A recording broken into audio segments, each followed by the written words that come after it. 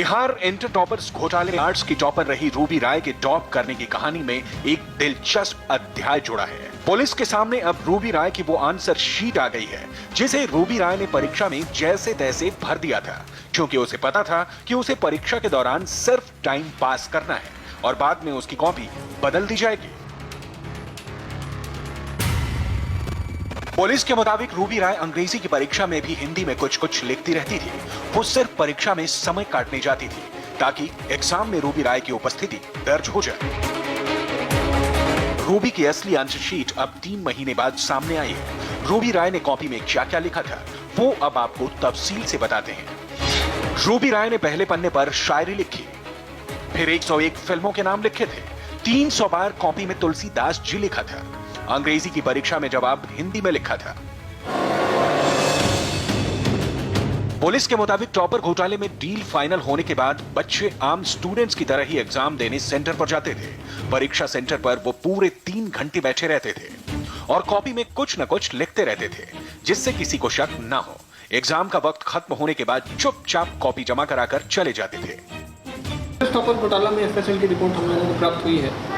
मुख्यतः जिन विषयों में रूबी राय अपीयर हुई थी उनकी कॉपी की रिपोर्ट आई है कि उनका नाम है पर उनकी राइटिंग उससे मेल नहीं खाती है, तो इससे स्पष्ट होता है कि ये बड़ा घोटाला हुआ है। रूबी राय के नाम पर कॉपियां लिखी गई और किसी और ने वो कॉपियां लिखी। एग्जाम हॉल में ड्यूटी दे रहे टीचर सभी बच्चों की कॉपियां स्ट्रांग रूम में जमा करा देते थे। इसके बाद एजुकेशन माफिया स्ट्रांग रूम से चुनिंदा स्टूडेंट्स की कॉपियां निकलवाकर अपने साथ ले जाते थे। किसी अज्ञात जगह पर ये लोग एक्सपर्ट से कॉपी लिखवाते थे। एक एक्सपर्ट ब्लैक बोर्ड पर जवाब लिखता था और बाकी लोग उसको कॉपी में लिखते थे। माफिया के पास बिहार शिक्षा बोर्ड की खाली कॉपियां पहले से रहती थी। सभी कॉपियां लिखने के बाद माफिया एक्सपर्ट की लिखी कॉपी फिर से स्ट्रांग रूम में जमा करा देता था। स्कैम का खुलासा होने के बाद रूबी राय का रिव्यू टेस्ट हुआ था। रिव्यू टेस्ट में रूबी राय का इंटरव्यू लिया गया था।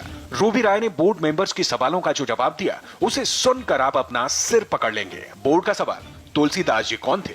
रूबी का जवाब, तुलसीदास जी प्रणाम। बोर्ड का सवाल, भारत के मानचित्र में बिहार कहाँ है? रूबी का जवाब, हमको नहीं पता। बोर्ड का सवाल, संज्ञा किसे कहते हैं? रूबी का जवाब, मुझे नहीं मालूम।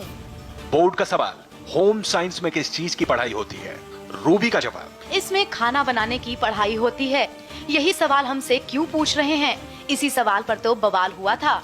हिंदी, इंग्लिश, ज्योग्राफी, म्यूजिक और पॉलिटिकल साइंस। पॉलिटिकल साइंस एक नया सब्जेक्ट सुन रहे, क्या चीज है? देहात की बच्ची है पॉलिटिकल साइंस या नया सब्जेक्ट हम सुन रहे, क्या चीज है? खाना बनाने के बारे में।